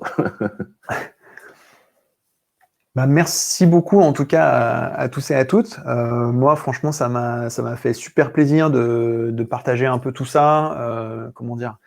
C'est pas comme un vrai meet-up parce qu'on peut pas tous aller siroter des rafraîchissements ensuite en mangeant un bout de pizza, mais j'espère que comment dire, ça nous remet un petit peu le goût de tout ça, de partager. Nous, on va essayer de remettre ça souvent parce que voilà, on aime bien le concept. Si je dis pas de bêtises, Aurélien, tu vas me corriger si je dis une connerie, hein, mais normalement, donc ouais, alors déjà, comme je disais plusieurs fois, dans quelques minutes, je crois, vous allez recevoir normalement le mail avec l'adresse du replay. Et puis je crois qu'on a aussi Ouais. un petit sondage Vous avec allez recevoir, le... je te coupe, excuse-moi, Jérôme, vous allez Vas-y. recevoir 2 mails tout de suite, là, dès qu'on va mettre fin à l'événement. Un premier mail avec un petit formulaire où ce serait chouette de votre part si vous nous faisiez un petit feedback sur voilà, ce que vous avez pensé des présentations, sur les sujets qui vous intéresseraient pour les présentations futures, etc. C'est très rapide, prendre pas une minute. Voilà, et vous aurez peut-être d'ici un quart d'heure le lien d'accès au replay. Voilà, qui vous permettra de revoir tout ce qu'on s'est dit aujourd'hui. Voilà, je ne pense pas qu'on puisse le partager facilement parce qu'il est rattaché à votre compte d'inscription. Si ce n'est pas le cas, vous avez des collègues qui sont intéressés, ils peuvent s'inscrire eux-mêmes ou si ça les ennuie de s'inscrire, on le mettra de toute façon sur YouTube dans demain. Allez, demain, je le ferai. Demain ou lundi ou plus tard. Voilà. Et Jérôme, je vois que tu ressors ton Zelda, tu avais envie de... Bah, écoute, on peut faire la conclusion, tu sais. Ouais, vas-y. Merci encore, bah, bonne fin de soirée ou bonne journée pour les courageux et courageuses qui sont outre-Atlantique. Et puis ben, à la prochaine fois, j'espère. Ouais, salut à tous, merci.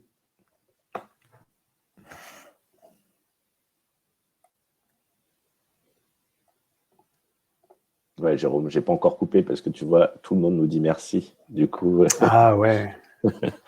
on va pas couper comme ça. C'est bien, c'est une fin délicate. Bon, merci en tout cas.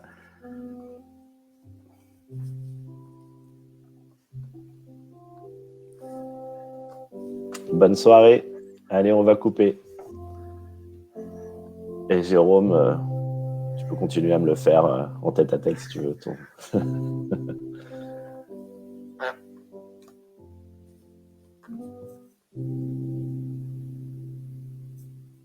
Salut!